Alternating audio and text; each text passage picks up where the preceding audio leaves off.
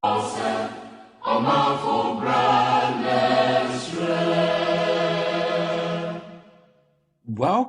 to SEPSA Talk. I am Evans Apia Kisi, the host of SEPSA Talk.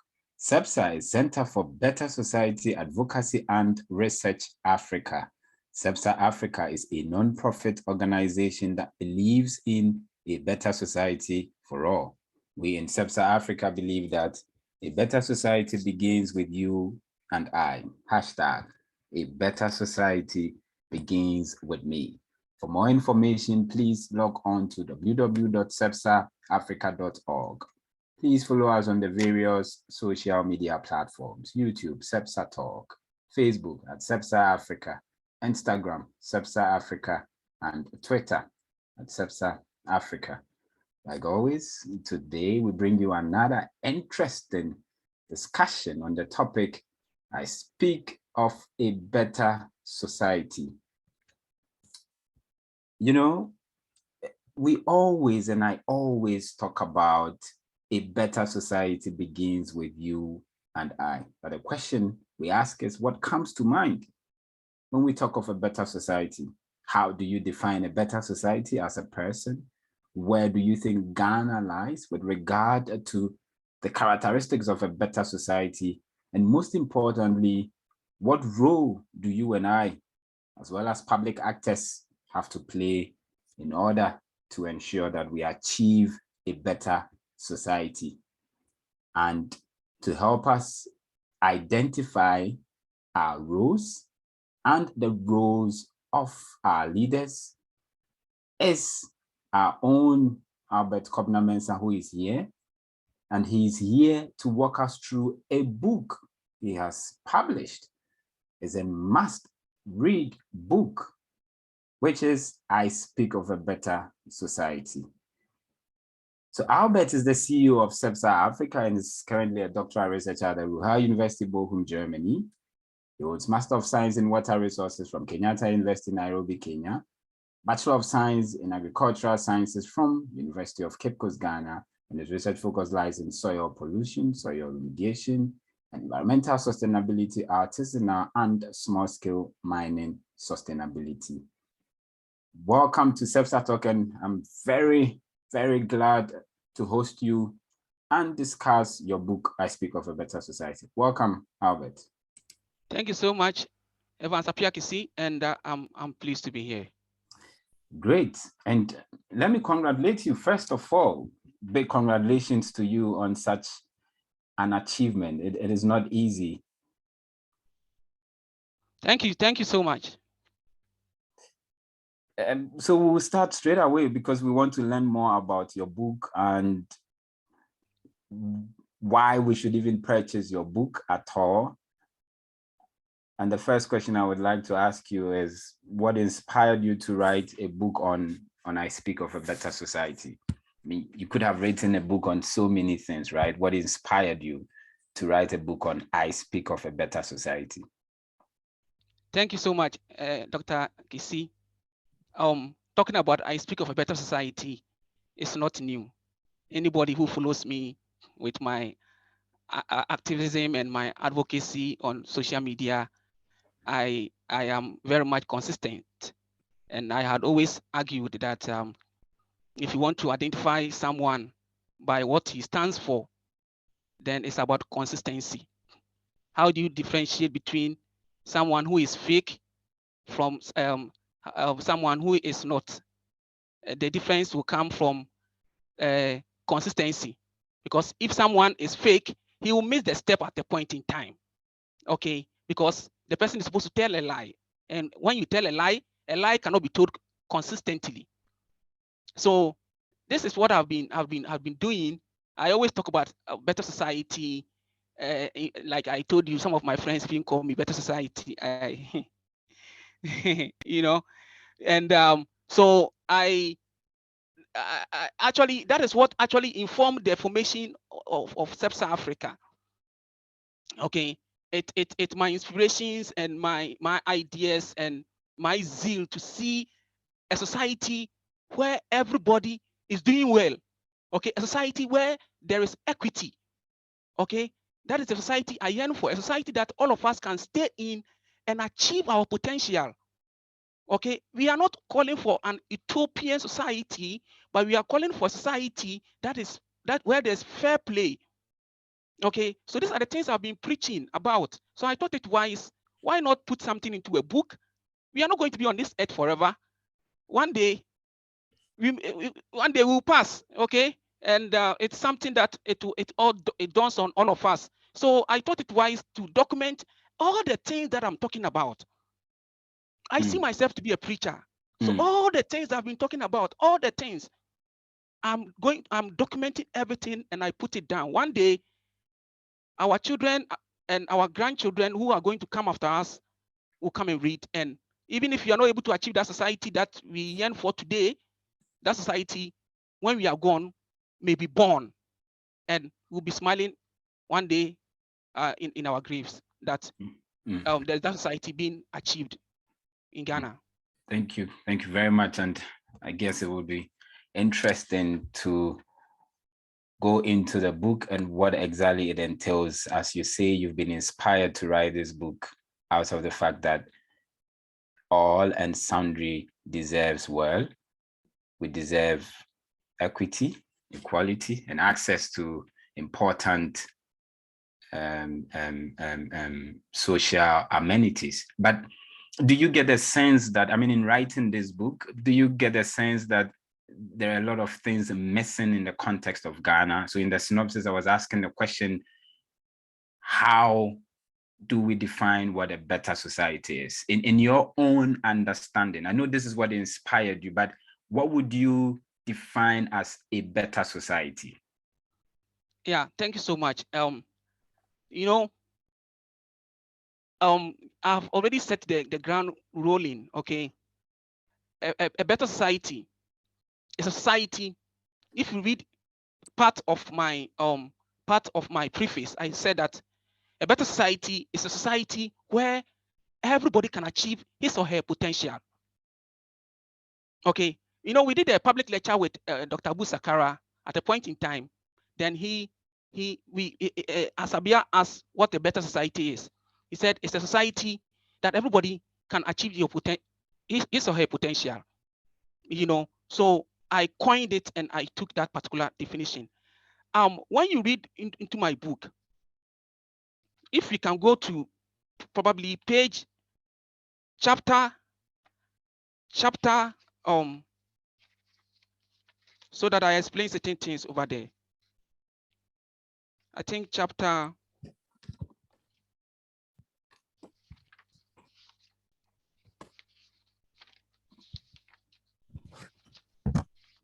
chapter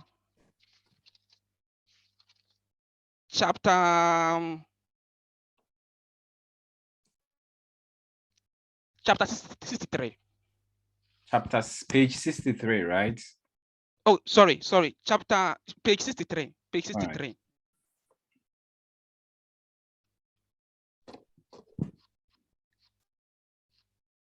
Now, page 63. Page 65. Let's go to 65. Okay, page 65. 65. All right. Now, page 65. I talk about Sub-Saharan Africa, chapter 10. Sub-Saharan Africa, a microcosm of a better society. Evans, I embody a better society. Okay, and better society is not rocket science. It is not soil chemistry. It is achievable. If I am talking about it, then it means that we can have it. Okay, now let's go to page 69. Page 69.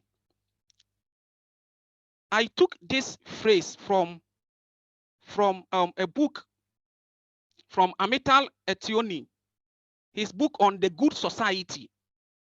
Now, his book on the good society, he was asked to talk about what a good society is. This is an example that he captured. In 1990s, workers' salaries increased by 32%, while the chief executive officer's salaries increased by 535%. Such high and rising levels of inequality threaten to split society into two separate camps. What do we see? One is a bit better off, but falls ever further behind, whilst the other is affluent and gaining. A good society will not only secure a generous minimum for its members, but will also labor to cap inequality by slowing down increases in the slices of the total resources gained by the higher strata. Interesting. So, Dr. Kisi, the chief executive salaries were increased by 535%. The worker salaries increased by 32%. Now, when you do that, you set the society into unequal halves.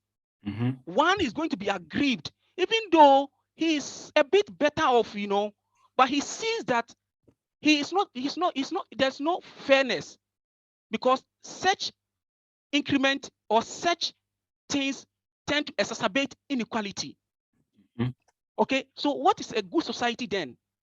A better society, which I coin, will tend to sort of ensure a fair play.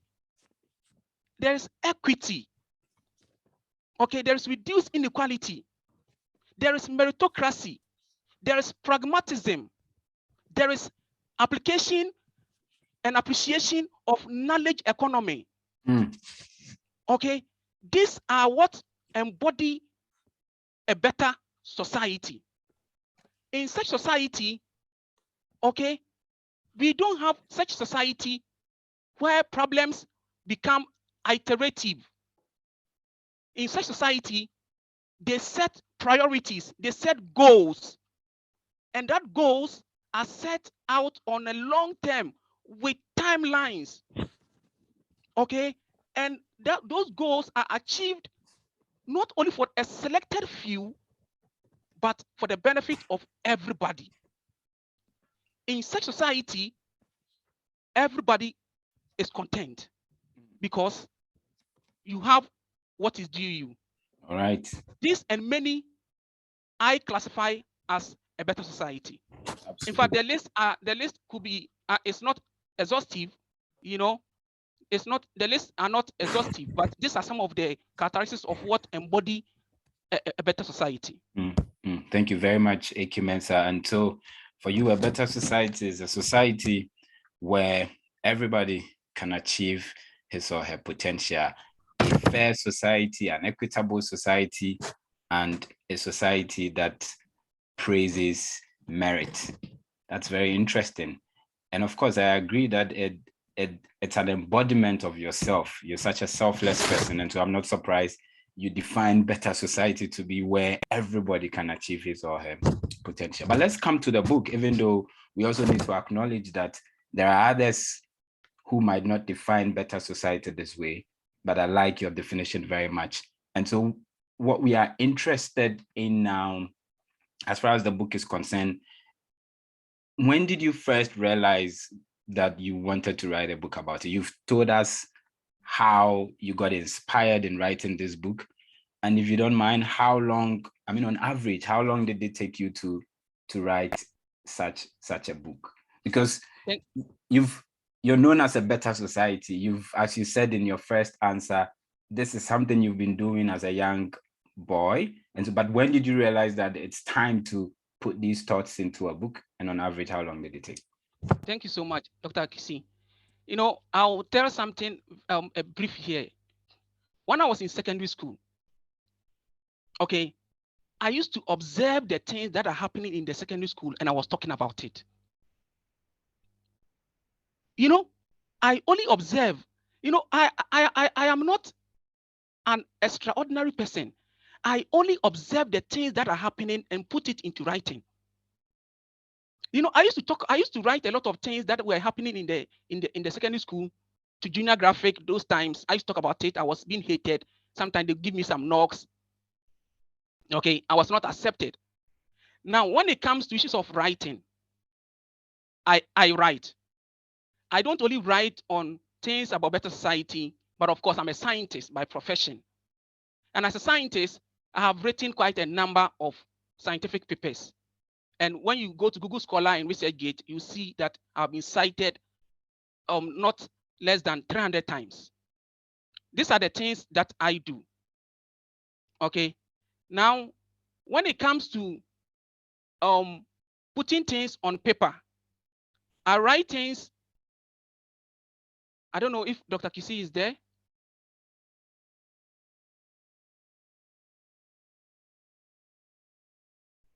Okay, so I can continue. Yeah, sure, you can. My apologies. Yeah. You know, I write things on artisanal small-scale mining sustainability. I write things about arsenic contamination. I write things about potentially toxic element. I write things about redox chemistry of toxic element in soil. I write things about soil science. Okay, those are things I write in my profession. And as we speak, I've written a number of papers, scientific papers, not less than 20 scientific papers. Then when it comes to issues of better society, I have written a number of things in the media, on Joy FM, on Ghana Web, Modern Ghana. I've been writing since the time I was even in Nairobi. I was talking about things. I was talking about leadership. I was talking about the need for nationalism. Okay, and I have been vociferous on a number of ills in our society. So I've been writing already. So I thought it wise to document everything in one piece. Okay, sort of try to document everything in one piece so that they are not scattered. So if you ask me about how long it took me to write this book, it's part of me. You know how I do it. And you might have shared it before when I visited in Wittenhausen. You know, sometimes some people would think that, oh, this man, he has a lot of time. No, I don't have time. I am extremely busy. And people who are close to me know that I am very much busy. But this is how I do it. Sometimes maybe I'm traveling, I'm in a train, maybe I'm in a flight, maybe I'm in a bus. Okay. I just take out my phone and I begin to write. I write things and I document them. Then when I come, I just copy and paste the things on my laptop. So I keep writing, I keep writing. So it has been part of me. In fact, if I had not released this book wouldn't have been published because I keep on adding. Because there's so much that I keep writing about, you know. So it is something that forms part of me. So averagely, let me say 2 years was when I wanted to put it together, and when I started actually putting things together. Yeah, but things have been filtered, and they have been siphoned. Okay, quite a number of stuffs have been taken off, and because I didn't want the volume to be so much that someone would take it and the person might not be able to have the zeal to read it to the end. So yeah. Interesting out there. There are a lot of things to learn. So if I understood you very well, I mean, it's a collection of ideas that you have put in different places. You talked about mainstream media, Manjo Online, Modern Ghana, and the rest, also Facebook. But in terms of when you decided to put them into a book, this took them 2 years.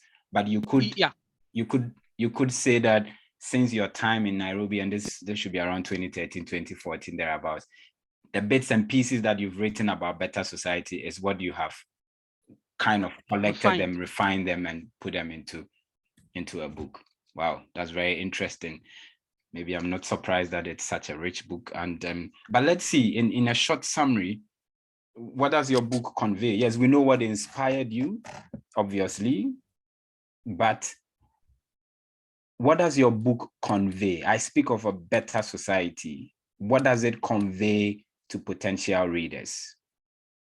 So I wanted to show something brief here. If you see here on this my phone, okay, everything I've put together started from here. Everything I've put together started from here. It's In not fact, really, it's not really clear, but anyway. yeah, it's not really clear. Everything. Hmm. Okay, I've written so many things. Everything started from here. Okay, now Oh, yeah. your question about the question is on. My question is, in summary, in short, I mean, we know what inspired you, but the entire book, what does it convey to readers? What's the key message from the entire book? The key message is that we need to engineer a better society, and that better society is a collective effort of two main bodies: leadership at the top and citizens. Now, when we live in a nation, we don't live in a nation because we belong to the nation. We owe the nation our civic responsibilities, and the nation owes us. Evans, permit me to add, the greatest of all resources is the human resource, and the greatest of all is the brain, the mind. Look, this book that has come here, where did it come from? It came from the mind. I first conceptualized it, and today we have it. Now, if you see a train, where did the train come from? The train came from the mind. If you see a road being built, everything was conceptualized. Now, the key message here is that we need to engineer and create a better society, and it is not negotiable. Okay? Leadership should play its part, and we as citizens should also play our part. I talk about the brain. It is interesting that we live in a society where the human mind the human mind is spoiled. Okay? We are not harnessing the potential of the brain. Okay? Now, when you talk about water resources scarcity or water scarcity, there are two main kinds of scarcity. We have the physical scarcity and we have the economic scarcity. Sorry that I brought in this example, but I'm trying to link something to us here. They say resources are not, they become. True. You can have resources so much in your in your locality, but you be living in filth, you be living in poverty because you have not had the brain to harness the resource, or you have not used the money for the intended purpose to harness the resource for the benefit of mankind. Now, this book talks about all of these things, that if you are living in a gold mining area, it is not right for you to inhale dust because you are decreasing your life day in and day out. This book also talks about the need to pay attention to scientific research. Well, hold on. Maybe I just wanted us to do this thing. So the key message from the book, if I understood you very well, is that you said a better society is non-negotiable and it is something that should be engineered. And you mentioned two ways with which we could achieve that. That's true leadership and true citizens. That's a very powerful message. Let me read some few messages on Facebook, and then I'm sure we can continue the discussion with the 16 chapters that you have. I mean, I have read the book, to be honest. They are nice. I mean, the information there are very insightful. And of course, I recommend a must read. But I would ask you key messages for each of these 16 chapters, if you could also make that brief, so that we would see if we could connect the dots to see how the messages from each chapter feeds into engineering the non-negotiable better society that you talk about. And let me say that if you are joining us on Facebook today, we're having a one-on-one discussion with the CEO of SEPSA Africa, Albert Kobna-Mensah, on his recent book that he has published on I Speak of a Better Society. We get to learn what the key messages of this book are and why we should be convinced to buy such a book. So one from Elom Geraldo says, hashtag a better society. Lord says, equity for him is what describes a better society. He goes on to say, I'm yet to read the book, but what role do institutions play in achieving a better society? And would you agree that one of the critical things absent in Ghana, Africa, and the rest of this is better institutions? So I think he's asking whether you talked about institutions. I mean, the book has already been produced, but tell us these 16 chapters, what are they and what are their key messages briefly? And then one last message from Love Christ Nane Fiatra says, we indeed need to engineer a better society. Kudos, Eke Mensa. So, Eke, the 16 chapters, how do they collectively help us to achieve a better society? And is there a chapter on institutions? If you could answer that first for our commenter. Yeah, thank you so much. I think institutions, I did not actually touch on institutions separately, but institutions sort of were mentioned throughout, because even we as citizens are part of the institutions. Okay, and CSOs are also part of the institutions. There's a chapter on SEPSA Talk where we talk about some of the things that we've done on SEPSA Talk. There's also a chapter on SEPSA Africa. So these institutions are very key. In fact, they are very key, and they run through, but not specifically to mention institution as a heading to sort of write about. But you could see that the institutions, the need for good institutions, the need for strong men, the need for strong institutions run through the whole discussion. Absolutely. So thank you. So let's do this. Chapter 1. What is it? So key message briefly. Okay, so I think we can go through briefly. So chapter 1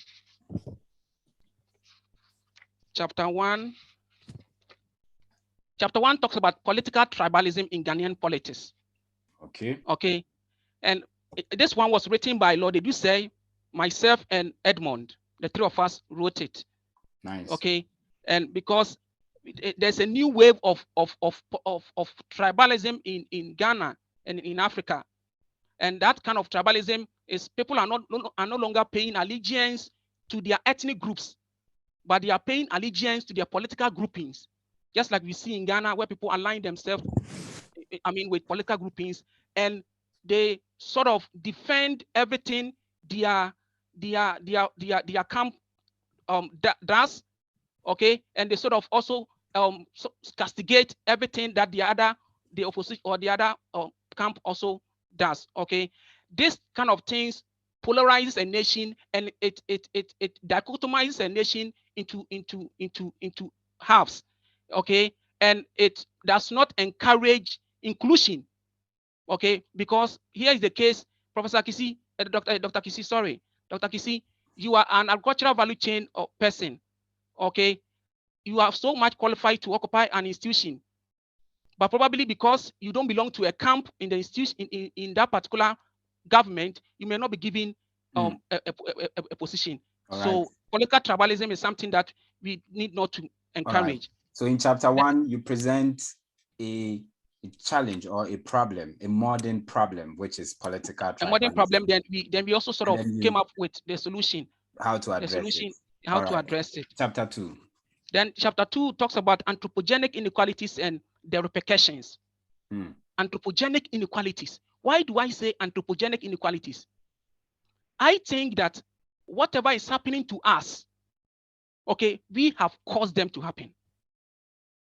Okay, you see, when it is raining, you carry the refuse and go and dump it in the rain. Okay, the gutters are going to get choked, your place is going to get flooded, and there'll be consequences. So anthropogenic inequalities and the consequent repercussion. You see, if you don't produce good leaders for your country from the scratch, okay, what you see are remnant of bad leaders and remnant of bad followership. Okay, so anthropogenic inequalities and the consequent repercussions. You see, when the police, okay, sees wrong, and does not address it, but rather takes bribe to allow the wrong to go on, to perpetuate, what is going to happen is that the driver is going to kill all persons in the car. Anthropogenic inequalities and the consequent repercussions. Interesting. Because of our time and the fact that there are 16 chapters. You're muted, please. Interesting, Albert. Because of our time and the fact that there are 16 chapters, let's move to chapter 3. So chapter 3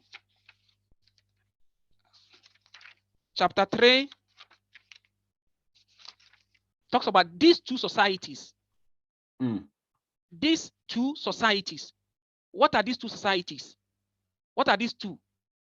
There are two societies. There's one society that is arguably holy. There's another society that is arguably, sort of secular.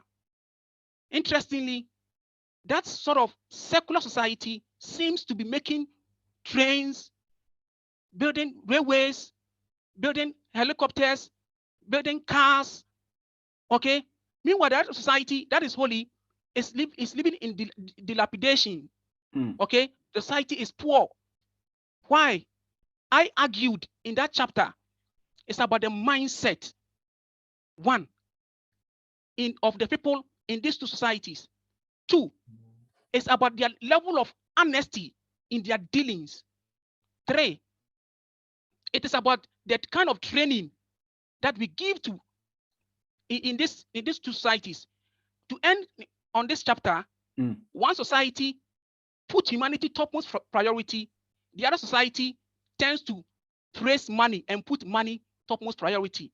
The consequence thereof here is that, you see, when you are choosing a career, okay, and you put money topmost priority, okay, you sort of do not, a nation will not produce a mass of critical thinkers, because people will choose career based on availability of jobs and the opportunity to escape poverty. Okay, that is why you find people are going to nursing college, training college, not probably because he wants to become a nurse, not probably because he wants to become a teacher, but he sees it as an easy way out of poverty. Okay, so when it happens that way, the society will not grow. Okay, the society will not grow, but it comes because those societies, one is putting humanity topmost priority, the other one is putting money. Okay, and the consequent repercussions are enormous. Interesting. So that's what I talk about, these two societies. And then the chapter 4. Chapter 4 talks about my favorite, standards. Okay, standards. I wrote this with Harun Agado Yakubu, such a prolific scholar, a young man, a young animal scientist. We talk about standards. I had argued that Ghana post-COVID can grow, okay, by 4 main strategies. 1, standardization. 2, universal internet across all spaces and time, not only in Accra. 3, transportation. 4, research and development. I dwell on standards in this chapter. Okay, now when there are standard ways of doing things, it ensures quality, it brings peace, okay, and it sanitizes a nation. For instance, let us take a look at how we measure things in Ghana. The use of Olonka. Because of our time, I guess that when readers get a copy of the book, all these things that you intend to explain. Yeah. So in standards, I talk about how the price of kenke would differ from one place to another, instead of becoming uniform. How things like Olonka, okay, is used to measure things instead of the standard ways of measuring things. Okay, and how even socket. And the title in that chapter is what? A Country Crying for Standards. Yes. Yes. Brilliant. So quite a number of stuff. Chapter 5, I argued that Ghana can do better. Yes. Okay. In what way? Yes. You know, Ghana was once the shining star of Africa. Our football, okay, our democracy, all these things are envied when you travel. I did my master's in Nairobi. When people meet me, say, you are from Ghana. They say, Kwame Nkrumah. Okay, if he's a young man, he talks about Samoa Jan. Okay, and because of Ghana's peace and stability and economic success, that was what brought the this issue of people trooping into the country, which is called the return. What was the name of this? Return 2000 and the year of return, right? The year of return. You are muted. Yes. So yeah, the year of return because of Ghana, because of peace, the good economy, and you know, and so yeah.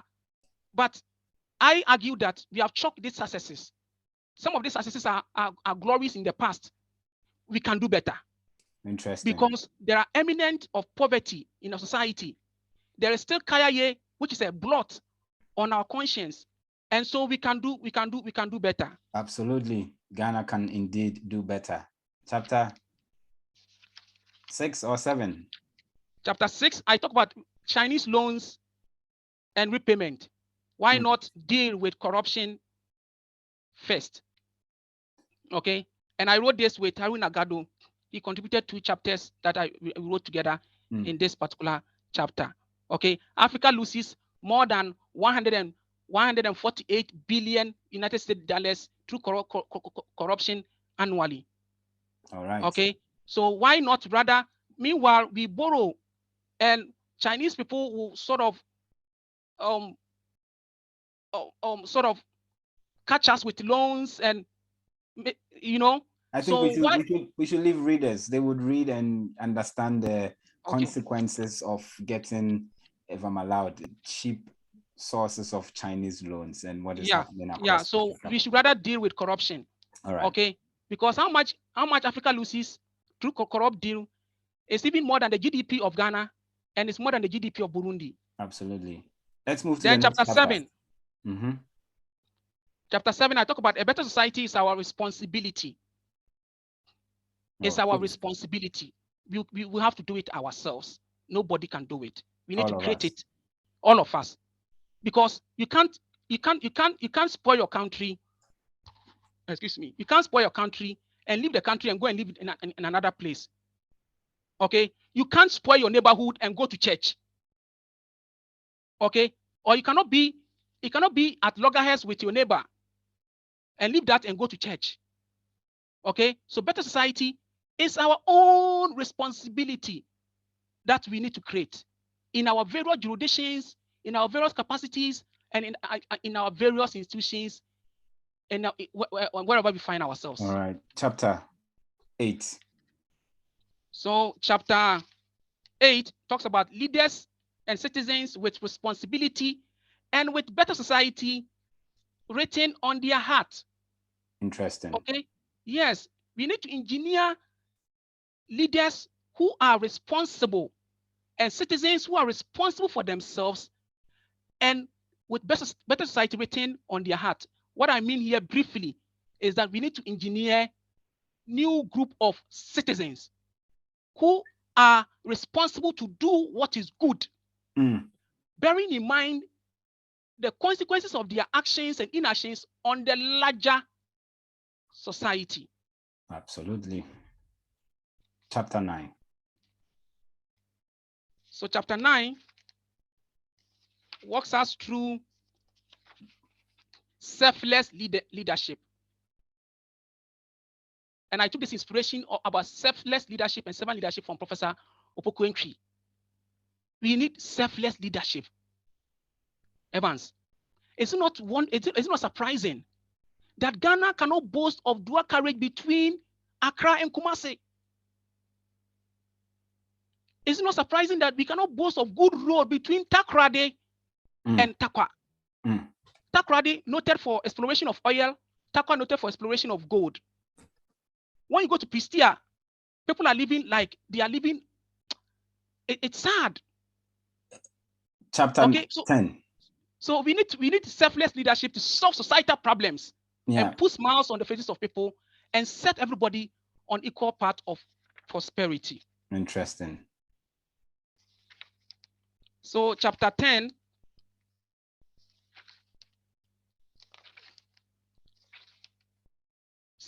talks about Sub-Saharan a microcosm of a better society. So here I talk about the activities in Sub-Saharan, what informed Sub-Saharan, the formation.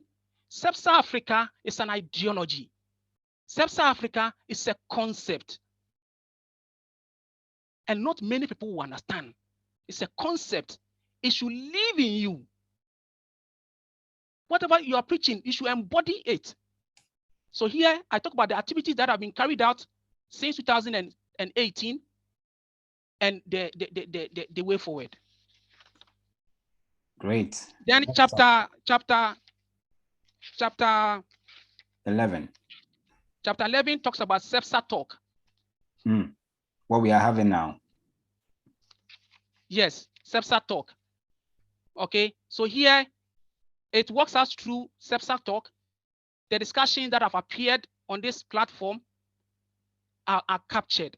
Just a few of the discussions are captured. So if you want to know more about artisanal small-scale mining, some information and some cogent solutions are here, proposed by my brother, Dr. Kenneth Bansa. Okay, and also about interrogating the manifesto, okay, in terms of agriculture, in terms of health, and about Ghana's election 2020. Some of the discussions held on the platform are spelled out in this chapter. Next chapter. So chapter, it's like I wrote a lot in this chapter. So then chapter 12 talks about my DAAD training, lessons for a better society. So this is about myself. Interesting. Okay, I've been a DAD scholar for 7 years, from Nairobi to Deutschland, from master's to PhD, and have traveled to so many places. So here I document some of the things the DAD training has taught me about modesty, about excellence, about result-orientedness. You need to produce results. You can't just be gallivanting around and expect someone to help you. You need to help yourself. Okay, you need to produce results. And I believe in excellence.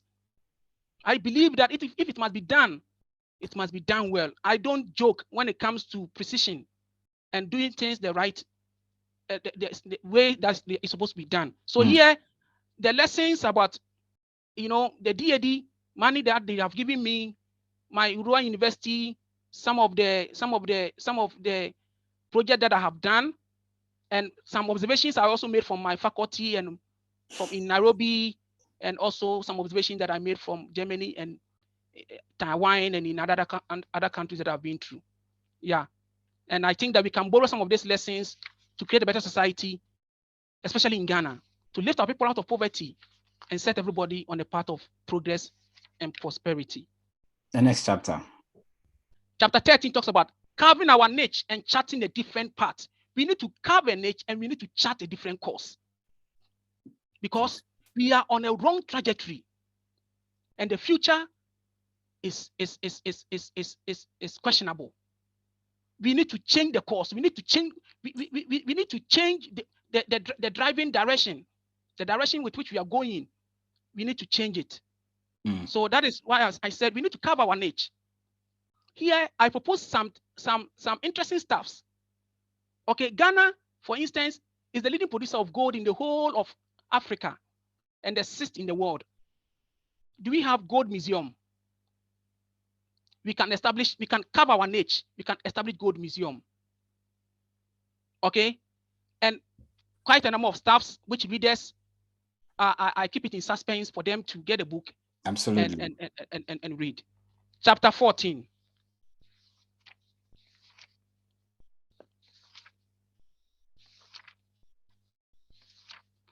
Chapter 14, I discuss something I conceptualize as probational democracy. Probational democracy. Democracy. Now, it's a kind of democracy which I conceptualize as a member of parliament or any minister holding an office will be put on probation throughout the entire period and will be based on the performance of the leader. Okay, when the leader is not performing, we need to terminate his or her contract and change him or her. Interesting. So you get a position. It's just like being on scholarship. If we don't perform, I don't think they will renew our scholarship.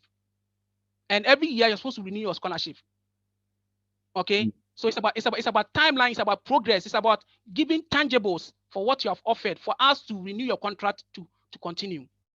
That is probational democracy. I think it would be nice to have a separate discussion on this probational democracy. But let's move on. Chapter 15. I'm open. Chapter 15 is research and development for a better society. There's absolutely no way that I'll write a book without talking about research and development, because it is a microcosm. It is the cell. It is a unit of national growth and development. Research. You know, they are talking about e-levy. Very interesting. That we live in a country, you don't even know how much research went into it. You don't know how much projections went into it. You are there before you realize they say they have taken Roto off. They say they are introducing e-levy. You just don't know, and people are debating about it. So you are there and they bring something, then we start talking about it. Everybody talks about it. Okay, that's interesting. I mean, I think you're definitely, what you're making very, very good points, but I think we should be careful whether they had a background or a prior knowledge to setting those things. Definitely, they work with the ministry, they might have. My argument is that whatever decision, whatever policy we make, it should not be ad hoc. It should be backed by long-term scientific findings. Absolutely. That have been proposed in cogent scientific literature, and so that we can implement them. Okay, and we need to use research and development I talk about research and development in every sector. Okay, and that we need to establish a fund, a special fund for research. Yeah, quite a number of stuffs. Yeah, we don't have a lot of time. The last chapter. The last chapter.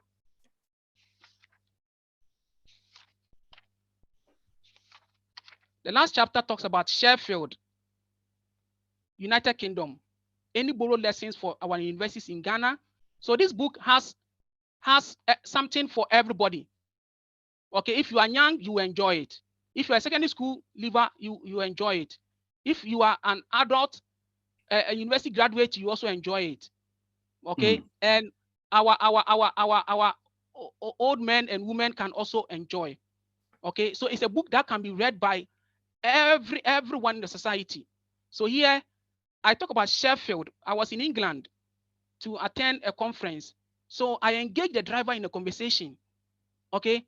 And in the conversation, the driver made a lot of points. And I saw that this point, we can modify it, we can sort of replicate, okay, and adapt it into our system to grow our universities and to be able to lift many of our economies and the places where our universities are found out of poverty, and to be able to also attract more foreigners, okay, into the country, and by so doing, grow our economy. So that is what this chapter talks about. Wow. Congratulations, Albert. 16 chapters, standalone chapters on their own, and each chapter speaks to a particular problem and prefers solution to that effect. Congratulations, my brother. But I just wanted to ask you a question, which I feel you have also answered slightly in your last submission, about the fact that the book is for everyone. I mean, everyone has his or her share, whether they're young, whether they're old, whether you love politics or not. But still, why should readers purchase your book? What is your unique selling proposition? What is so special about this book that you think we should all grab a copy? You know, if you're a fan of the truth, if you are not happy, if you are not content with what is happening currently in our motherland, this is a book you may want to read. This book can be read to your children, your kids. Okay, it can be read to your children. Why we should create honest society. This book documents the ills, okay, the ills in our society, and proposes solutions to solving these problems. Okay, it's a book that you can read together with your student. It's a book that you can even recommend to for the younger. I mean, I have a friend who tells me that there's the small boy who is like 11 years is able to read very well. And this book can be, I use simple English, simple English, and that everybody can read it. It is not, you see, the things that I talk about are things that many people are not talking about it. Okay, and when I speak of a better society, it is not a book that is going to talk about how to build a better society. Then they say it's not a textbook. Okay, better society, functions of a better society, types of better society, how to build. No, these are things I have observed, and the good thing is that the writer lives in this book, because I have lived in Ghana and I have lived in so many places, and I have documented things for you to see what is also happening in another place. So you might think that whatever is happening at your place is okay, but I am opening your eyes to what is happening at another place, that you should not be content and that we deserve better. If these are some of the things that you enjoy, in fact, this is a book that you will never regret having a copy. Thank you very much, Iki Mensah. So to our viewers and those of you joining us also via Zoom, you heard it. This is a book for all of us, whether the young, whether the old, because it's not a textbook. It's not something that defines and highlights ways to address a better society, but it's a pure reflection of the experiences of the author, where we can borrow some lessons from as citizens and also as leaders. Eke, when you said that one of the unique selling propositions of your book is the fact that you use the simple English language, this is a personal message I received, questioning whether this is true. Yes, I can confirm it's true, even though I think the person is in doubt because you use a lot of big English words. Even here on the show, I've received some exacerbate, utopian, dilapidated, and so people are wondering whether indeed you use simple English language. But yes, I can confirm that he used very simple language because I've read the book. So one or two messages from Facebook. One from Joyce Quay says, with the best will in the world, unless chapter 9 is prioritized, we will not advance as people. Our institutions will function if leadership means business. It is the only way rules, policies, and regulations will trickle down to the masses. Thank you very much, Joyce. And Samson in Kansas Success Man says, a better society we need. So, AK, already people have some favorites, and you yourself gave some indication. So you could see Joyce, her favorite is chapter 9, right? Yeah, chapter 9. My favorite actually is chapter 15, obviously expected because of the research things. What about you? You said your favorite was A Country Crying for Standards, but just curious, which other chapters are your favorites? I know these are standalone chapters, but apart from that, A Country Crying for Standards, which other chapters are your favorites? And okay, so I think the chapter where I talk about standards, because standards is a very key something. Another unique selling proposition of this book is how I am highlighting things that nobody is talking about it, and things that they are normal happenings in our surrounding, but your mind might not have gone there. Okay, standards, for instance, you see in Ghana, it is reported that even a kilogram of a bag, 1 kilogram of cocoa may not weigh the same 1 kilogram at another place. Okay, and it's really a serious thing. Okay, when you're going to buy something, the person gauges with the eyes and see that, oh, this one is okay. So standardization, very, very key. It's very close to my heart. Standardization. Apart from that, we need to carve our niche and chart a different parts. I think that is chapter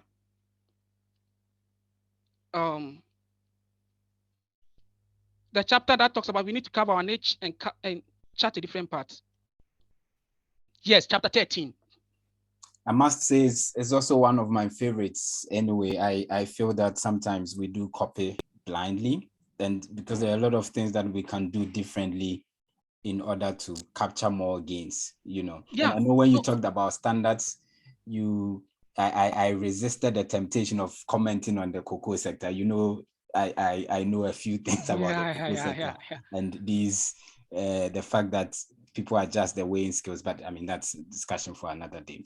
Okay, I think that you've done great. It's very interesting, and I have read the book, like I have said, and I also recommend it to those of you who would want to read it. Now, we'll wrap up very soon, but the question people are asking is, in what forms and where can readers get a copy of your book to buy? And what are the prices? Yeah, you know, they say when you go to interview, when it gets to the issues of about, they say you can, you know, they can ask you all the questions, but you cannot ask them how much they are going to pay you so that you can bargain right there. You know, when it comes to use of money, people begin to feel sort of uneasy. Yeah, and it's an uncomfortable area. Yeah, but this is not expensive. In fact, just something to be able to cater for the printing and also the effort that we did put in to produce this book. So it is on Amazon. It is on Amazon, and it's in the form of Kindle, where you can get it for only on your phone or on your laptop. And Amazon, the price was hovering somewhere, I think 6-7. Okay, 6-7. 6-7 Yeah, what? 6-7 US dollars. Okay. But it will also depend on where you are viewing it from. If you are viewing it from UK, you have it in pounds. If you are viewing it from Germany, you have it in euros. But so it will be an equivalence of 6-7 euros. Okay. Hey, $6-7 dollars. Yeah. That is the Kindle. Then the copy, the hard copy, which will be available, the paperback, which will be available very soon on Amazon, also goes for between $15 to $17. Yeah. But anyway, so the soft copy would go around 6-7 US dollars, as you are saying, and then the paperback, if it is ready. From your answer, it means it is not yet ready, right? Yeah, because you know you send it, you know, Amazon does a lot of quality checks before they finally make it appear on their platform. And the interesting part is that I have no hands in the book now. That's fine. Everything is in the hands of Amazon now. I mean, and even myself, even if I want to get a copy, I have to buy. Absolutely. In fact, it makes sense. Even so this dummy that this is a dummy. Okay, yeah. This is only a dummy. I bought it from Amazon. Okay, all right. Yeah. So yes, where people can get it, you've mentioned Amazon. Apart from Amazon, maybe I should ask this and then I should add another question to it. Apart from Amazon, where can other people get it? Because most of your fans are in Ghana, or most of your friends, if I should put it that way. People who would want to read this book obviously are not in the US, the UK, or Germany, where you talked about. I don't know whether Ghanaians also have access to Amazon, and if they buy, it can be delivered to their address. So where else can they get it? And do you also have plans of launching the book? And if you would do that, where will you be doing that? Yeah, so in fact, wherever you are on this planet, as far as you have access to Amazon, you can just buy the book. Canada, US, Germany, Norway, Go to everywhere. the global south. We know about the countries that you mentioned. I want you to speak to Ghana, Kenya. Would they be able to access it? That's a very brilliant question. That's a very brilliant question. So talking about Ghana, yeah, we plan to launch it in the coming year. And that's next year. Yeah, in the coming year, excuse me. Then in the coming year, when we are launching it, we will send quite a bulky samples, and we'll put some samples also in the various bookshops in the country. Yeah, and I'll try and create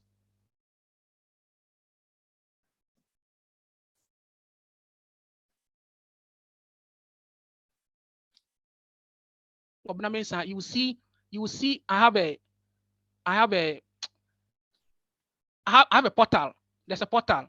So all the details will be put over there. Then all those who also follow me on Facebook on AK Mensa, I think that we will be able to also get access to the information over there.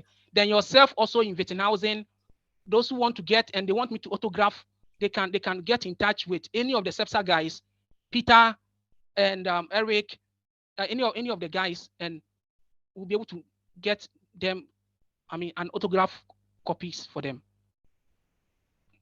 All right. So thank you very much, AK Mensa. So as he said, very soon we would launch this book, obviously in Ghana, and then copies would be made available across the country. But if you are watching us and you know any of the SEPSA members, Peter of Ilapi, Eric Darlinson, you contact them also, they could help you. And if you obviously want a signed copy from the author and you live in Germany and you live around Witzenhausen, Göttingen, Kassel, you can contact me. If you're around Heidelberg area, you can contact Edmond Yeboah.